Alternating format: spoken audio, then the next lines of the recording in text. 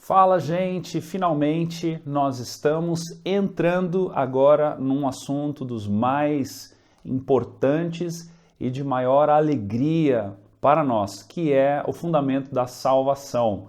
Então, nós falamos a respeito da criação até aqui, depois falamos da queda, um assunto bem complicado, bem triste, mas que precisávamos passar por ele para a gente poder chegar agora aqui no momento da salvação e termos um pouco mais de entendimento, né? Para que esta casa edificada na rocha, que somos eu e você, diante do Senhor, possamos crescer de maneira ordenada, entendendo de onde nós viemos, qual era o histórico e a realidade da qual nós estávamos, para que o Senhor então pudesse nos salvar, né? Então vamos fazer uma oração e pedir ao Senhor mais uma vez para que Ele nos conduza nesse momento. Pai amado, Pai querido, nós nos rendemos diante de Ti e pedimos para que o Senhor fale ao nosso coração, pedimos para que o Senhor ministre a nossa vida, que diante da Tua palavra e de tudo que vamos trabalhar aqui,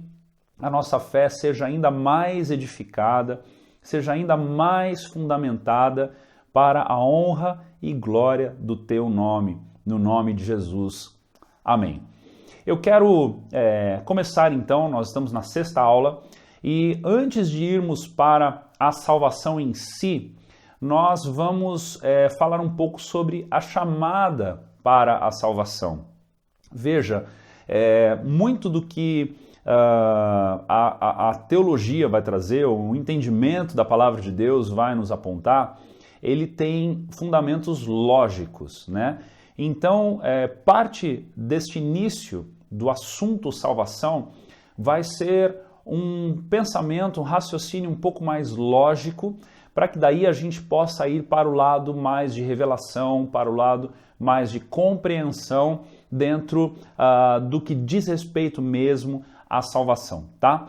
Então, eu quero começar dizendo para você que quem nos chama, né, é o Senhor. E em 1 Coríntios, capítulo 1, versículo 24, que é um texto que eu quero usar para começar essa conversa aqui com você, vai dizer assim para nós: mas para os que foram chamados, tanto judeus como gregos, Cristo é o poder de Deus e a sabedoria de Deus. Então, nós somos chamados para esta salvação, e esta chamada, ela vem da parte do Senhor, ou seja, é em Cristo que nós encontramos o caminho para a salvação, é em Cristo que nós encontramos a solução para a nossa eternidade e a nossa reconciliação com Deus, né? Agora, dentro de tudo que já foi refletido, né, toda vez que a gente fala de fé, isso é muito profundo a gente parar para pensar e às vezes dá até uma bugada na nossa cabeça. Mas tudo que a gente fala a respeito de fé, a gente fala de uma igreja de 2000 anos de idade. A gente fala de diversas estações e épocas e séculos e movimentos que passaram nesses 2000 anos de história para que hoje a gente estivesse aqui lendo a palavra de Deus, crendo no Senhor, sendo a igreja viva de Cristo, já nessa história, né, maravilhosa que é a história de Deus para com a humanidade.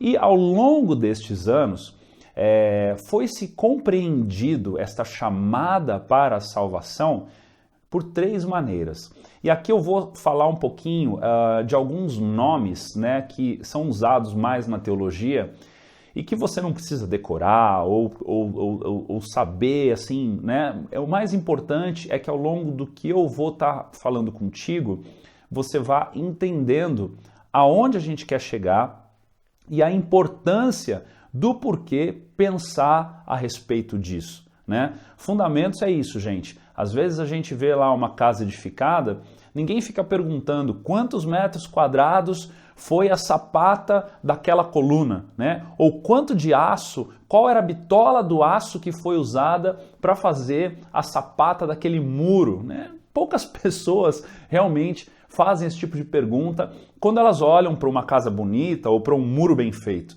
né? Porque ele está ali com uma finalidade, com uma função.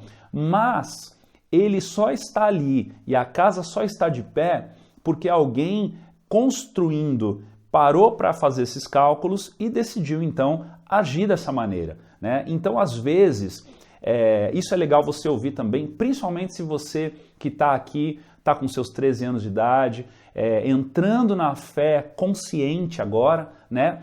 Porque Deus não tem netos, Ele tem filhos, né? Você talvez tenha uma família super estável na fé, que já nasceu num berço dentro da igreja, já fez todas as salinhas do refuginho, né? Você está aqui ouvindo o pastor Jean mais uma vez falar de novo contigo, mas a tua experiência com o Senhor, o teu entendimento com o Senhor é único.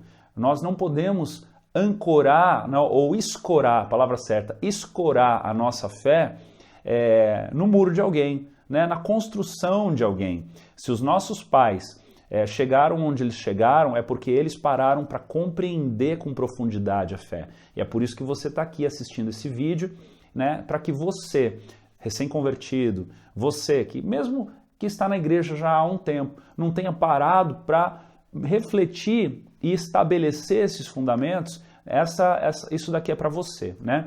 Então, o que eu estava dizendo é o seguinte, ainda que eu vá usar alguns termos, algumas palavras que são um pouquinho mais difíceis, o importante é você passar por esse entendimento, por esse ensino, para que você possa ter a tua fé forte, fortalecida. Não, olha, talvez alguém te faça alguma pergunta um dia e você diga assim, eu já disse isso várias vezes e continuo dizendo, né? Eu já estudei isso, eu não lembro bem o nome dos termos, mas eu sei que é assim, eu creio nisso. Tem esse texto aqui da Bíblia que é nele que eu encontro mais harmonia para entender a palavra por completo, né? Porque a palavra de Deus, conforme a gente vai conhecendo, ela vai se harmonizando, ela vai gerando paz no nosso coração, porque a gente lê um pedaço aqui, lê um pedaço ali, mas ao longo do tempo a gente vai costurando esses pedaços e o Espírito Santo vai trabalhando dentro de nós até o ponto da maturação, até o ponto onde a gente vai consolidar. E aí de repente alguém diz, eu creio nisso por causa desse texto. Aí você para e pensa, você diz, opa, peraí, esse texto está ali, mas o contexto do texto é outra coisa, mas para falar disso é preciso a gente colocar esse e esse texto na conversa para que ela possa harmonizar e fazer sentido, né? Então é por isso que nós estamos aqui lutando nestes fundamentos, né? Nos esforçando ao máximo para que realmente você tenha uma fé fortalecida, tá? Agora, deixando esse papo de lado, vamos voltar aqui para a chamada da salvação, né? Nós lemos em 1 Coríntios 1:24 que para os que foram chamados, tanto judeus como gregos, Cristo é o poder de Deus. Agora, a gente precisa entender essa salvação de Cristo. A quem é que toca? A quem é que toca? Existem 3 formas de compreender isso ao longo desses 2000 anos de igreja. Definiu-se 3 formas de crer nisso. O primeiro que eu quero falar contigo é o chamado universalismo absoluto. Ou seja, a obra de salvação de Cristo se crê que Jesus morreu para todos, portanto, todos serão salvos. Inclusive, quando se crê no universalismo absoluto, que até o próprio Satanás e seus demônios, em algum momento, serão salvos. Porque defende-se e coloca uma força tão grande na obra da redenção e numa propagação tão grande que vai tocar a tudo e a todos em todas as épocas, em todos os tempos, e todos serão salvos, inclusive Satanás e seus demônios, né? Lá em Atos capítulo 3, versículo 21, vai dizer assim, ó, eu tenho tudo anotadinho aqui, já marcadinho, né, na Bíblia para poder fazer mais rápido com você isso. Que é o versículo principal do universalismo absoluto. Por isso que eu estou falando, olha gente, como é importante a gente compreender a palavra pela palavra, deixar a Bíblia explicar a Bíblia. Porque se a gente pega esse trecho aqui que eu vou ler, isolado, a gente pode entrar numa vibe aí de pensamentos. Olha o que vai dizer, que Atos 3:21 diz assim: é necessário que ele permaneça no céu até que chegue o tempo em que Deus restaurará todas as coisas, como falou há muito tempo por meio dos seus santos profetas. Né? E aí o 22 vai dizer: pois disse Moisés, o Senhor Deus lhes levantará dentre seus irmãos um profeta como eu, ouçam-no em tudo o que ele lhes disser. Né? Então, como que eu vou interpretar que Deus restaurará todas as coisas? Teve um grupo de pessoas ao longo desses 2000 anos de história que crê que todas as coisas são todas as coisas, inclusive todas as pessoas, e que todos os seres espirituais, humanos, serão restaurados. E então até o próprio Satanás desfrutará da obra de salvação de Cristo. Né? Este é um grupo, que é o universalismo absoluto. Um outro grupo que está num outro extremo deste, né? Esse grupo crê que a obra de salvação de Cristo é para tudo e todos, em todas as épocas. Há um outro grupo que estes são os particularistas, né, que creem num particularismo, que a própria palavra vai dizer, enquanto o universalismo absoluto, ele vai falar sobre o absoluto do universo, né, que é tudo, pensa uma coisa, pum, tudo. Outro grupo vai falar do particularismo, que é particular, que é um grupo seleto, né, e eles vão crer na expiação limitada, ou seja, que Cristo morreu somente pelas pessoas soberanamente eleitas por Deus, né? Então, Cristo morreu antecipadamente já para um grupo fechado, eleito de forma soberana por Deus, e então estes são os eleitos do Senhor.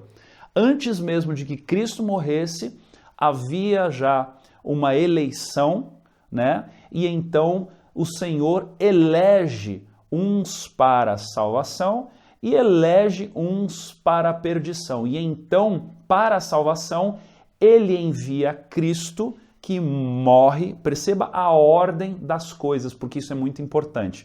Na segunda aula vai pegar fogo, gente, porque a gente vai falar sobre calvinismo e arminianismo. Então você prepara aí, né?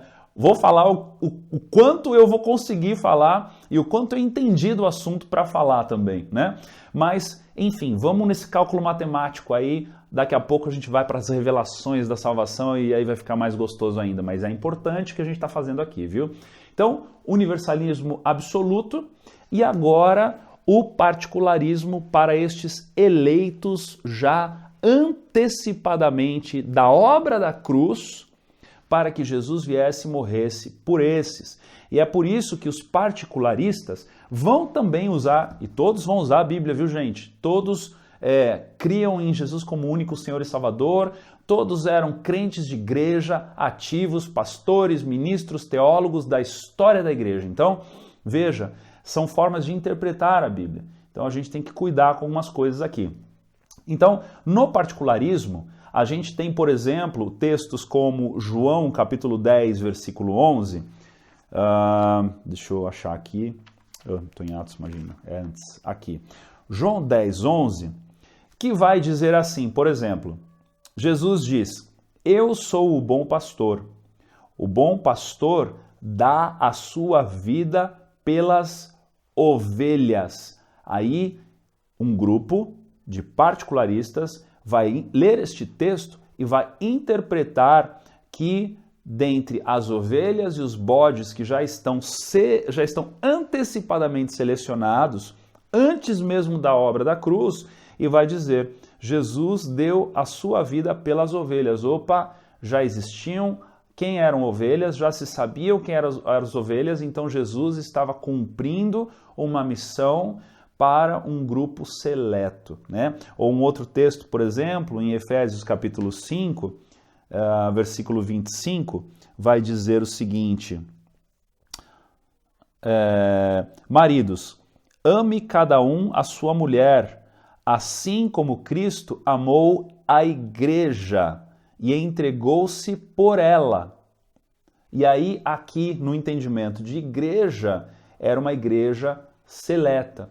Agora, esses particularistas, por exemplo, eles pregam o evangelho? Sim, eles pregam, mas eles pregam na perspectiva de que eles vão encontrar os eleitos do Senhor antecipadamente, inclusive da obra da cruz, e estes eleitos, então, serão salvos tão somente pela ação do Senhor, né, de forma única, unilateral, e que, como já estavam predestinados, já estou começando a usar as palavras aqui da próxima aula, predestinados para este processo, então, de forma automática, eles vão crer pela força da salvação, da graça que ela é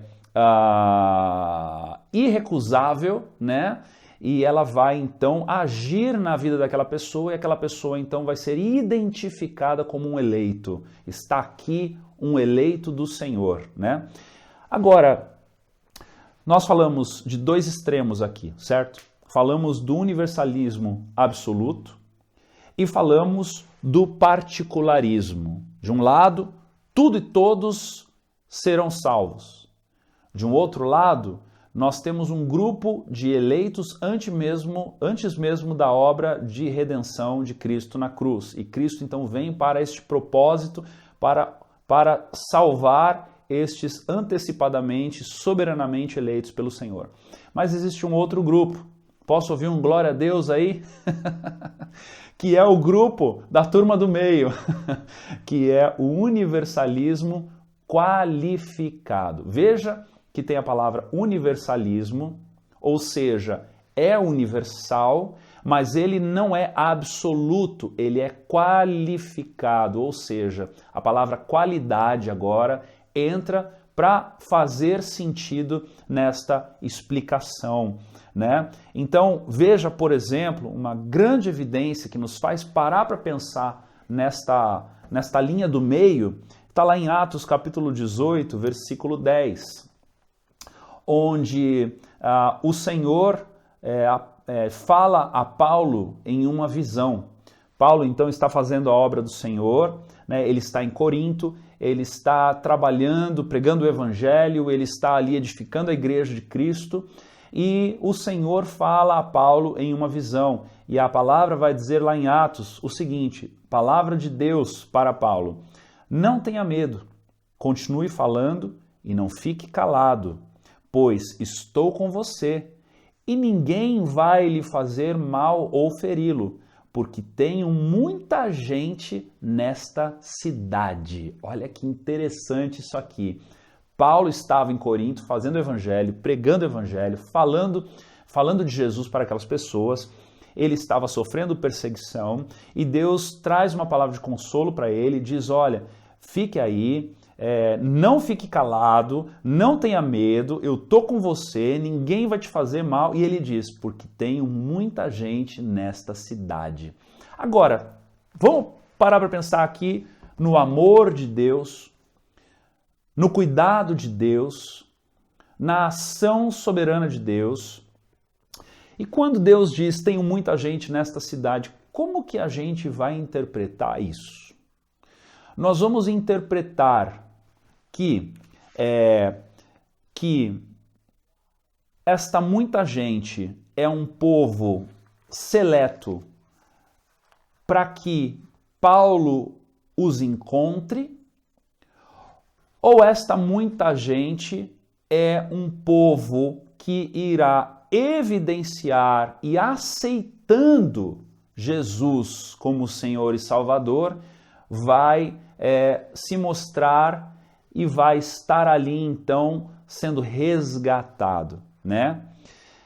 A pergunta é que se por acaso esta muita gente que Deus diz a Paulo é um povo seleto, como ficaria então a proposta da salvação para o Evangelho para aqueles que não são seletos? Eu não sei quanto a você, mas imediatamente quando eu penso nisso, a primeira coisa que me vem é uma propaganda enganosa. É a ideia de uma propaganda enganosa. Jesus, então, Paulo vai pregar o Evangelho, né? Ali para a cidade de Corinto, por exemplo, e ele vai pregar o Evangelho crendo que ali existem eleitos selecionados, então ele vai pregando, para alguns a propaganda é real porque eles vão aceitar e vão evidenciar essa eleição, e para outros, ainda que eles queiram, ainda que eles decidam, ainda que eles desejem, não é para eles, porque eles já estavam antecipadamente eleitos para a perdição. Porque, pensa comigo, se Deus, antes da obra da cruz, antes da proposta de enviar o seu Filho Jesus, né? Da proposta não, porque nós sabemos que este plano ele é eterno, mas antes de Deus enviar o seu Filho na cruz, Deus já havia um grupo de eleitos por si mesmo, então a qualquer outra pessoa que não é eleita para a salvação, a gente vai deduzir que essa pessoa é eleita para a perdição, né? Talvez não faça muito sentido. Aliás, como que Deus é amor se a proposta é essa, né? Então, se a proposta de pregar o Evangelho a todos não é possível, porque aquele que aceitar, mas que não for eleito, não vai receber a Jesus, então a gente pensa que isso, pensar num particularismo, é uma oferta enganosa. Assim como também pensar num universalismo absoluto como se a gente pensasse que a proposta da salvação ela é automática. A pessoa não precisa nem desejar, porque em algum momento na história da eternidade todos serão salvos, né? Então, quando a gente fala de um universalismo qualificado, a gente vai compreender a eleição em Cristo. E aí é que a coisa fica legal. Por quê? E faz sentido. Por quê? Porque a eleição, ela é algo ensinado na palavra de Deus, nós vamos ver na próxima aula, com um pouco mais de afinidade nessa palavra. Deus tem os seus eleitos. Sim, tem os seus eleitos. Mas quando e como e onde esses eleitos estão? Eles estão em Cristo. Ou seja, Cristo é o caminho, Cristo é a verdade, Cristo é a vida. Aqueles que aceitam a Cristo. Quem? Aqueles quem? Aqueles que a todos foi pregado.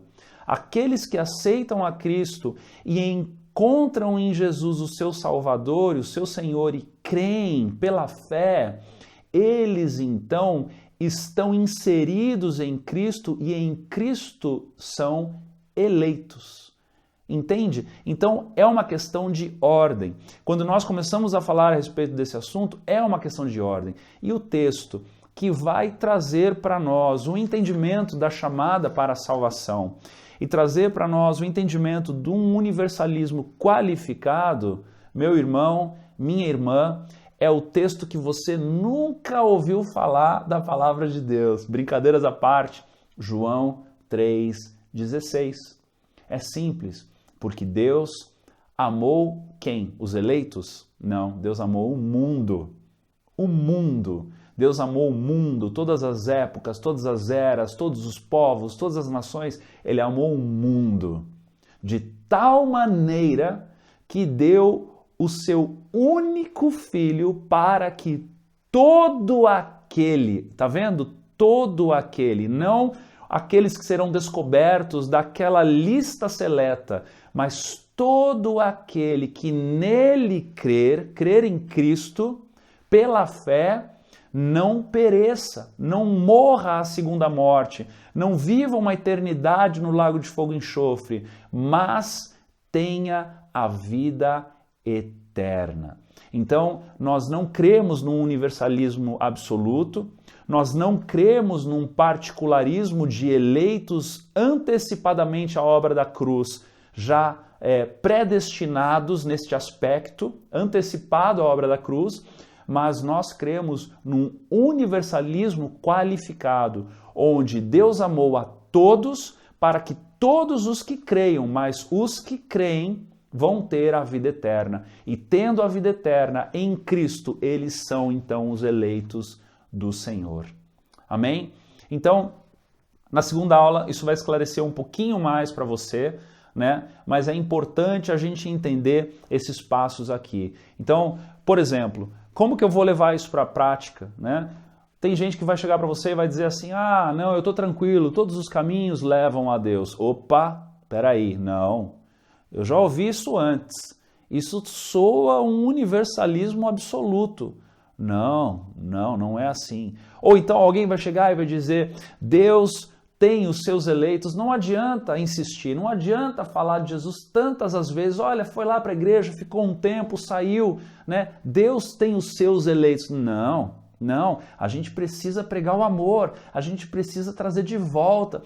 Como diz Tiago, a gente precisa ter as nossas mãos chamuscadas nas chamas, tentando resgatar aquelas pessoas de volta. Por quê?